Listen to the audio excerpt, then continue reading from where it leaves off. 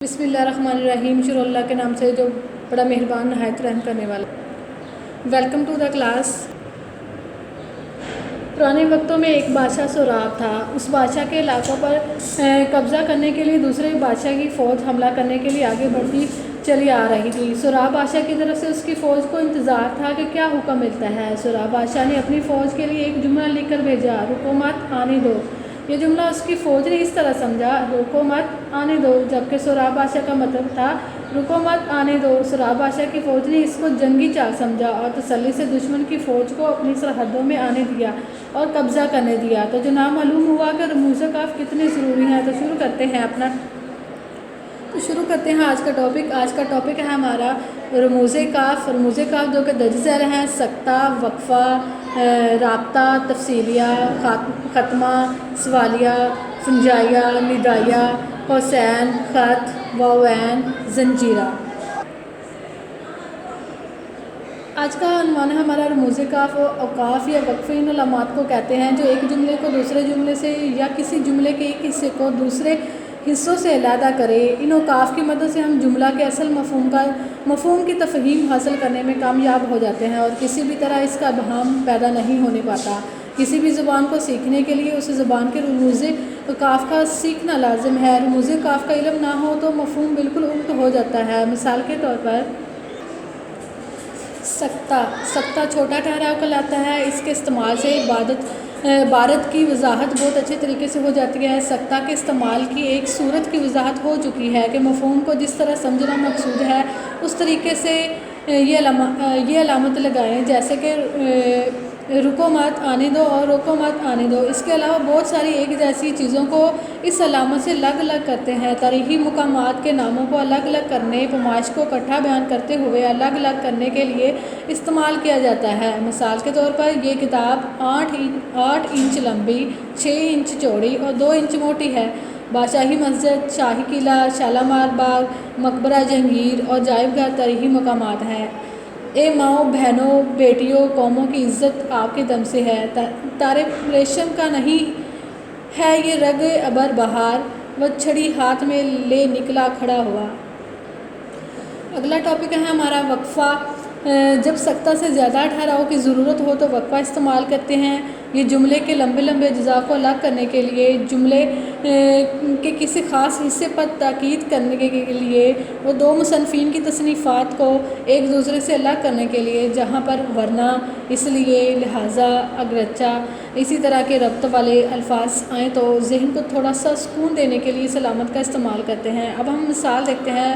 مثال نمبر 1: حق یہ ہے کہ اس زمانے میں جب قومی تپش نما کا پارہ ہر گھڑی گھٹتا بڑھتا رہتا ہے، جبکہ وجود تعلیمی کاموں کی کثرت کے قومی تعلیم کا کوئی صحیح خاکہ ہمارے سامنے نہیں آیا، جبکہ سیاسی تعارف سارے ملک میں پھیلا ہوا ہے، مگر کوئی طریقہ قومی فلاح کا ایسا نہیں ہے جس پر تمام سیاسی جماعتیں متفق ہو سکیں۔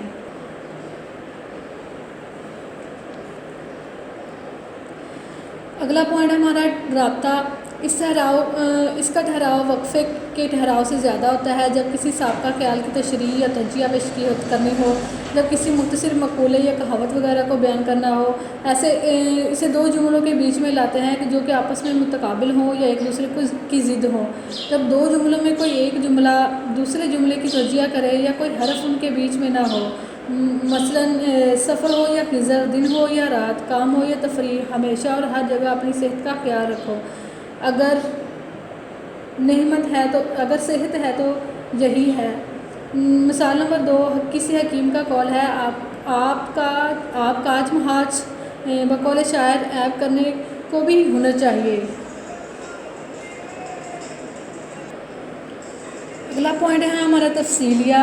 یہ علامت کسی چیز کی تفصیل یا وضاحت کے لیے استعمال ہوتی ہے، جیسا کہ ایک عمدہ غزل میں درج ذیل خوبیاں ہونی چاہیے: اس کا نفس مضمون اچھا ہو، سادگی و پرکاری کا نمونہ ہو، زمین سادہ ہو، سنگلاخ ہو۔ ورزش کے درج ذیل فائدے ہیں: انسان صحت مند اور تندرست رہتا ہے، جسم میں پھرتی پیدا ہوتی ہے۔ نمبر 3 پہ ہے قائد اعظم فرماتے ہیں: ایمان، اتحاد و تنظیم، ان 3 لفظوں میں قوم کی ترقی پنہاں ہے۔ نیکسٹ ہم ختمہ کے بارے میں جانتے ہیں۔ یہ علامت کسی ایک پورے جملے کے خاتمے پر لگائی جاتی ہے، اس لیے اسے ختمہ کہتے ہیں۔ یہ علامت عبارت میں ایک جملے کو دوسرے جملے سے جدا کرتی ہے۔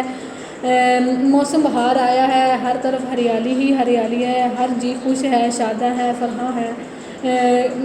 کرونا وائرس ایک خاموش قاتل ہے، ہر احتیاط بے سود ہو جاتی ہے جب قسمت میں بیماری لکھی ہوتی ہے۔ اس کا یہ مطلب نہیں ہے کہ آپ احتیاط نہ کریں، لیکن ادارہ، نزلہ، زکام، کھانسی اور ان چھوٹی چھوٹی علامتوں کی وجہ سے اپنے لہتے جگر، اپنے بچوں، اپنے والدین، اپنے عزیزوں کو مت چھوڑیں، ان کے قریب جانے سے گریز مت کریں۔ انسانی جان سے بھی پہلے انسانیت کا مقام ہے، موت لکھی ہے، مرنا ہے۔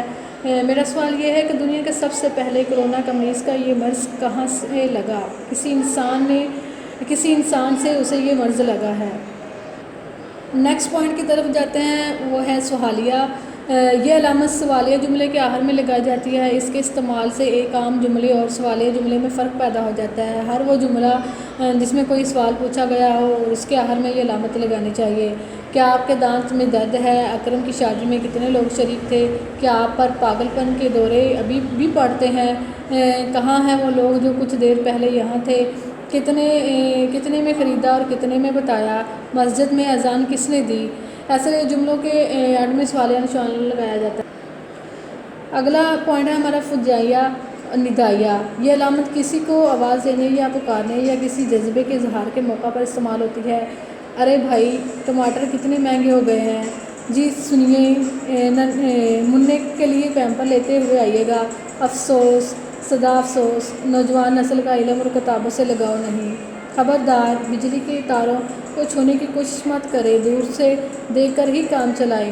واہ واہ، پاکستان میچ جیت گیا، افسوس، افغانستان میچ ہار گیا۔ بچپن کا وہ وقت گزر گیا جس میں ذہن ہر تفکر سے آزاد تھا۔ صدر ذی وقار، آج میری صدائیں آپ کے کانوں کے پردے پھاڑ دیں گی۔ اگلا ہمارا پوائنٹ ہے قوسین۔ قوسین یا خطوط واحدینی میں عبارت کے ایسے حصے لکھے جاتے ہیں جو جملہ مترجمہ کے طور پر آتے ہیں، ان کا کوئی تعلق جملہ کے ساتھ نہیں ہوتا، یہ وضاحتی الفاظ ہوتے ہیں۔ ہمارا اسکول یعنی قائد اعظم ہائی اسکول میں تعلیمی سہولیات بہت اچھی تھیں۔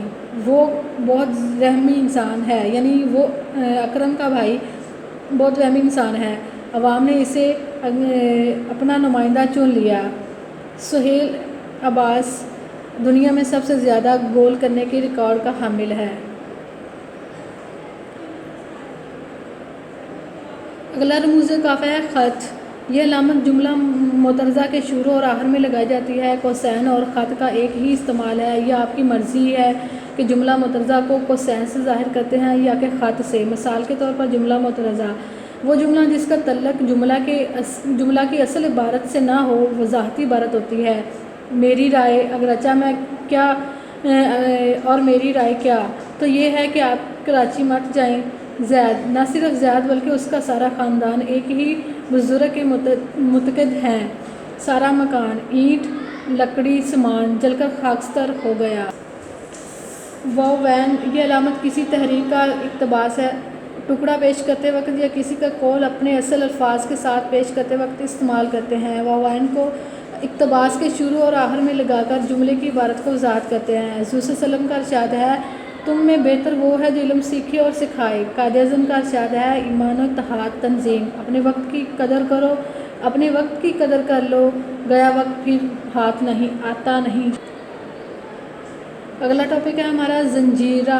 یہ علامت اس مرکب الفاظ کے اجزائے درمیان میں لگائی جاتی ہے جن کے بارے میں یہ گمان ہو کہ وہ الگ الگ الفاظ سمجھے جائیں گے۔ خاص طور پر علوم کی مرکب اصطلاحوں میں اس کا لگانا بہت ضروری ہے۔ اردو میں اس علامت کا استعمال نہیں کیا جاتا، لیکن جب انگلش اور دوسرے علوم کا ترجمہ ہو رہا ہے تو اس کے استعمال کی ضرورت بڑھ جاتی ہے۔ انگریزی میں بے شمار اصطلاحات ایسی ہیں کہ اگر بائفن نہ ہو تو وہ نہ بن سکتی۔ یہ علامت اردو کے قائلین کے لیے ناموس صحیح ہے، اور مثالوں کے بغیر اس کی اہمیت اور اس کے استعمال کو سمجھنا مشکل ہے۔ انگلش کا بائفن پہلے سے ہی اردو پورے وقفے کے لیے استعمال ہوتا ہے۔ زنجیرہ کی علامت کو الگ طور پر متعارف کرایا گیا ہے۔ اب ہم مثالوں کو دیکھتے ہیں۔ زنجیرہ کی مثالیں درج ذیل ہیں۔ رفس مرضیاتی نفسی پلس مرضیاتی ہند آرائی ہند پلس آرائی شش مادی ہندی برق مقناطیسی زنجیرہ کی علامتوں کو فروغ دیں تاکہ ہم انگلش کے مرکب الفاظ کا اردو میں بہت آسانی سے ترجمہ کر سکیں۔ نیکسٹ پوائنٹ ہے ہمارا علامت شعر۔ یہ علامت عبارت میں کسی شعر کا حوالہ دینے کے لیے استعمال کی جاتی ہے۔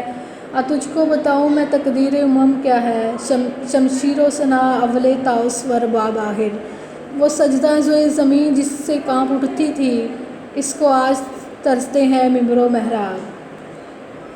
علامت تخلص۔ یہ علامت شعر میں شعراء کے تخلص پر لگائی جاتی ہے۔ اقبال بھی اقبال سے آگاہ نہیں، کچھ اس میں تمسخر نہیں واللہ نہیں، کام کو چھوڑ کے ہم نام کے پیچھے ہیں عطا، وہ شجر بوئے نہیں جن کے ثمر مانگتے ہیں۔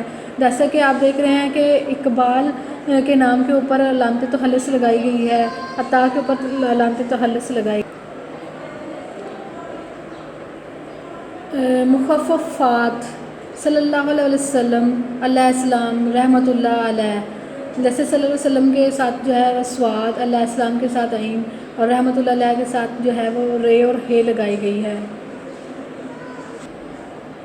چارٹ ایکٹیویٹی کے ذریعے ہم بچوں کو اس طرح ایکسپلین کر سکتے ہیں جیسا کہ آپ دیکھ رہے ہیں۔ Thank you.